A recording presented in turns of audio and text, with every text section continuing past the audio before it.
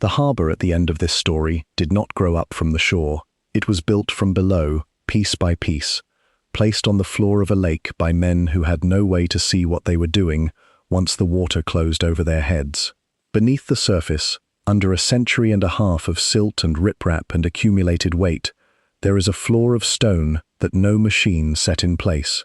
Before hydraulic dredges, before steam-powered derrick barges, before Portland cement could be poured directly into open water and trusted to harden there, workers in the 1860s and 70s figured out how to sink structures the size of warehouses to the floor of the American Great Lakes and build working harbors on top of them. The method required building those structures on dry land, floating them to position over deep water, filling them with thousands of tons of broken stone while men stood inside, and riding them down as the weight pulled the whole assembly under the surface. The method sounds impossible. The harbors it produced have been in continuous use for 150 years. The demand behind this construction was not abstract. After the Civil War, the movement of iron ore, copper, grain, and coal through the Great Lakes had to expand, or the economy of the upper Midwest could not keep pace with what was arriving. The ships capable of handling those volumes needed deeper channels and better protected harbors than existed at Duluth, Cleveland, Buffalo, and Chicago. The existing facilities were shallow, open to storm surge, or sitting on lake beds too soft to support any permanent foundation. The Army Corps of Engineers received the mandate to correct this and passed the work to contractors who hired from a specific labor pool, men who understood how heavy material moved in and near water. If this story is touching your heart, take a moment to hit that like button and subscribe. Drop a comment and let me know where you're watching from. And if a woman in your family came west with nothing and built a home, share her name in the comments. I read every one. The men who answered these contracts came from the canal systems of the East, the quarry yards of Vermont and coastal Maine, and the Norwegian and Swedish communities of the upper Midwest, where men had grown up moving heavy things near water. They were called rockmen, crib workers, and stone trimmers. The Army Corps listed them in project payrolls at $2 to $2.75 a day for skilled work, strong wages for the period, and not excessive given what the job cost a man over a season. Housing was a floating bunkhouse tied to the construction site. The cook's barge was anchored nearby. When weather permitted, shifts rotated. When the lake pressed, the working day ran from first light until the light was gone. Before any crib entered the water, the site had to be surveyed. Engineers in flat-bottomed rowboats took soundings with lead-weighted lines, building a picture of the lake floor at the construction location, noting where the bottom was firm and where it was soft silt that would need to be cleared before any load was placed on it. On the soft sections, crews working from barges dragged weighted timber frames across the bottom to loosen the silt, then moved it clear with water jets or simple drag lines. A thorough site survey and preparation for a single crib section could require a full week before any timber went into the water. The floor below had to be right before anything went on top of it. The stone that would fill the cribs came from quarries in Ohio, Pennsylvania, and western New York, blasted loose with black powder, broken to workable sizes by hand sledge, loaded onto rail cars, and transferred by barge to the construction site. A project of any scale consumed millions of tons of quarry stone across its full construction period. Barges loaded with this material rode low in the water, and the offloading from barge to crib by hand at the construction site required a steady rotation of workers, keeping the material moving through the chutes and into the waiting interior.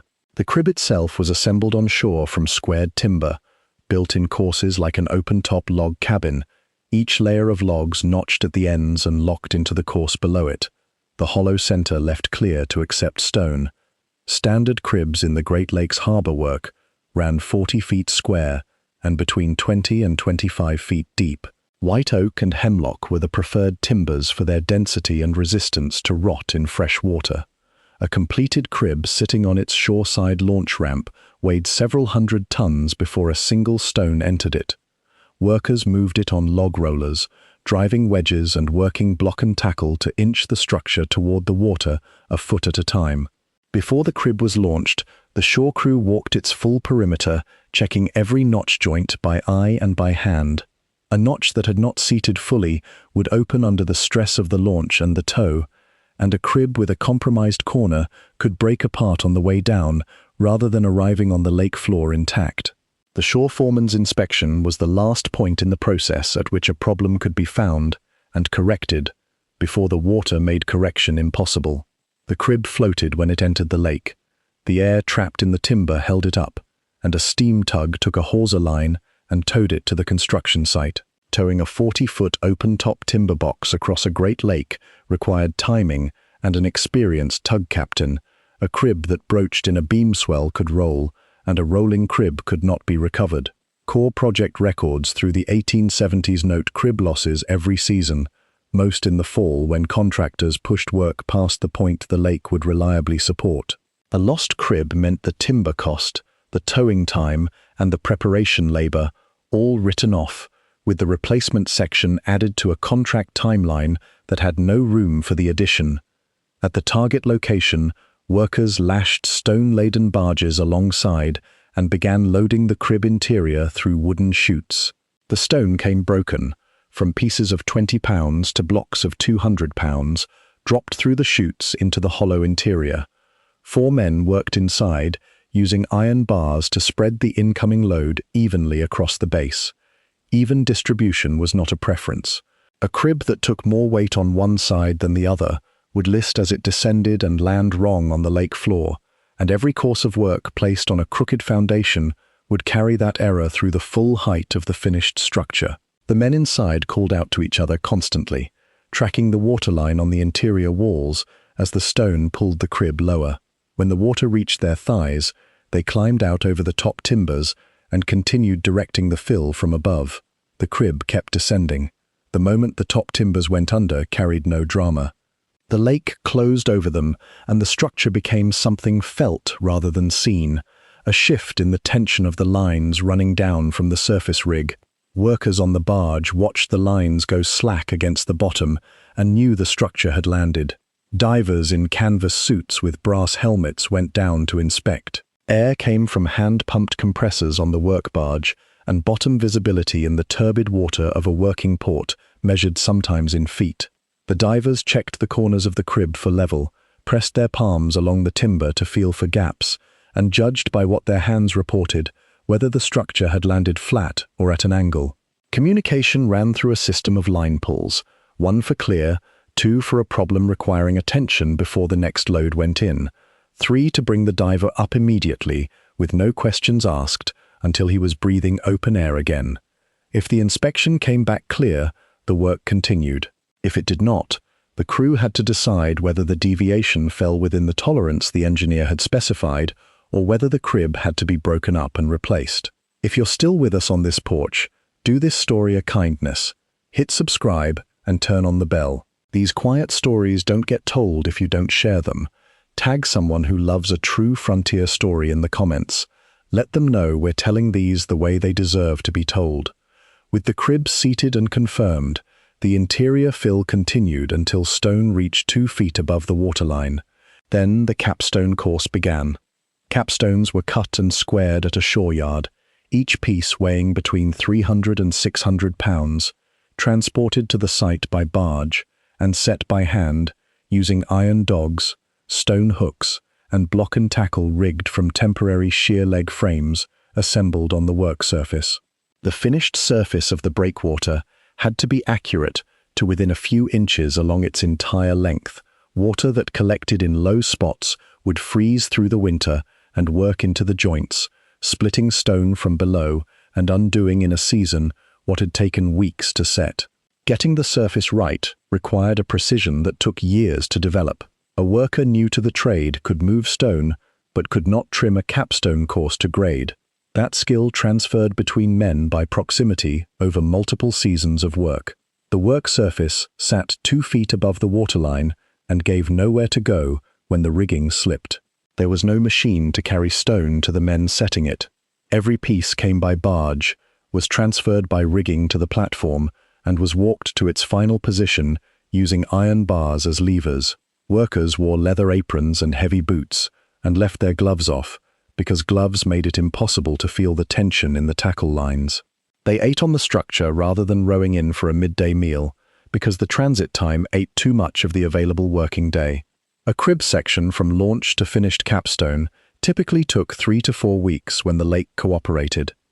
The lake rarely gave 3 uninterrupted weeks at any point in the construction season. A gale off Lake Erie or Lake Michigan in October or November could move set capstone, strip a finished surface down to the rubble base, and pile 2 feet of wave-driven gravel across what had been trimmed grade the afternoon before. Project reports note storm losses in every seasonal record, the engineer's notation marking a tonnage and a date where weeks of positioned stone had been. The morning after a significant gale, the crew rowed out at first light to assess the damage before the foreman could write his report to the district engineer. Capstone, that had been shifted by wave action, could not simply be repositioned. It had to be lifted, the bed below it retrimmed, and the stone reset from the rubble layer upward. Some crews did this twice in a single construction season before the ice came and closed the site for winter. The Corps records note the replacement work in the same flat notation used for the original placement. The effort behind the notation was not recorded. The storms were the variable the engineering specifications could not account for.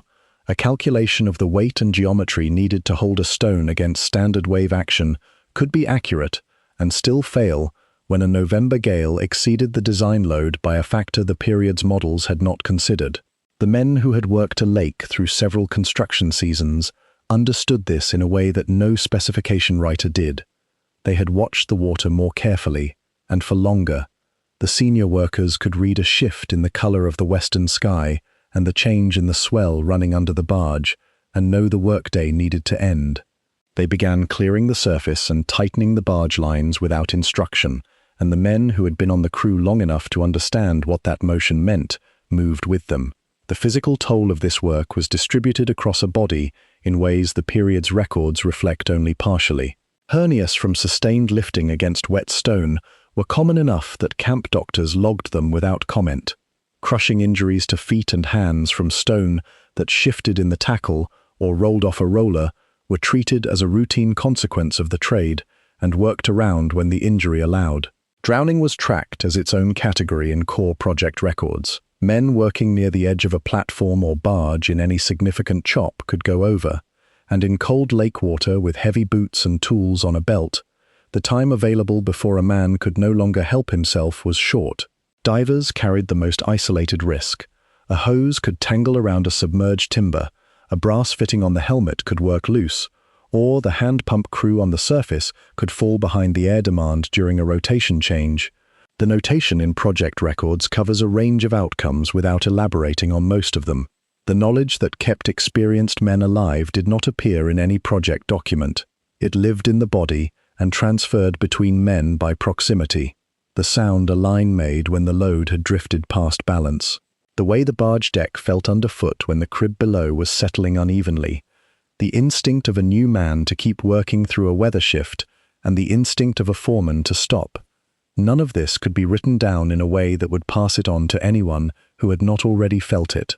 It passed from man to man the way physical knowledge moves, by working alongside, by watching, by the accumulated result of mistakes the man explaining them had lived through. The workers themselves left almost no personal record. They appear in Corps payrolls as names and daily rates, in casualty records as brief entries, in contract documents as crew headcounts. They moved between projects as the work moved, a season at the Duluth Harbor Extension, a winter somewhere inland, the following season at a breakwater on Lake Erie. They were not building toward recognition. They were building toward the end of one contract and the start of the next. The harbors built on those lake floors were not incidental to what came after.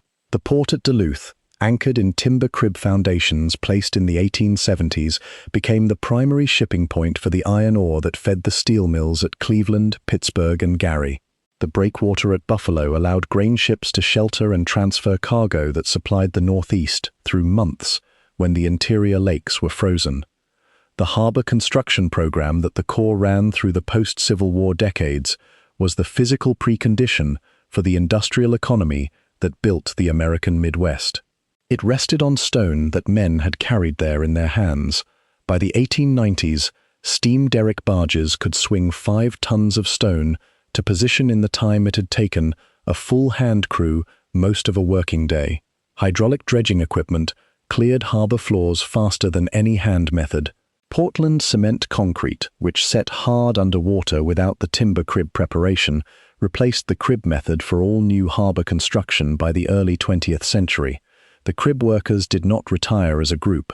They aged out, moved to other trades, or took work operating the new equipment. The knowledge they carried moved out of the record with them. What they built is still under the water. The stone packed inside the cribs during the sinking still rests on the floor of the Great Lakes where it was placed more than 100 years ago.